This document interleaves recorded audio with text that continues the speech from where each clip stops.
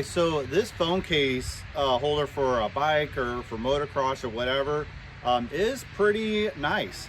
It is made of a tougher plastic. It has these on the inside here.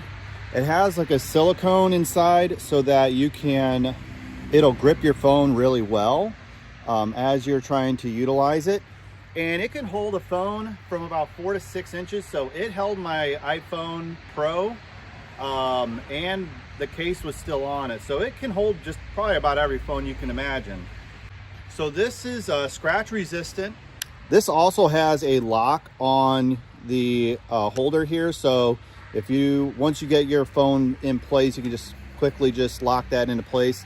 And then you don't have to worry about it falling out. This also had the 360 rotation, so I ended up filming some of it up and down, and then I actually went sideways and put it outside. So it can capture just about every moment. Since it's smaller, it can get the forwards and behind you. So if you're in the market for a phone case holder, this is a great option for you. I know that I'm real happy with what I got here. I hope you get yourself one. Thanks for watching.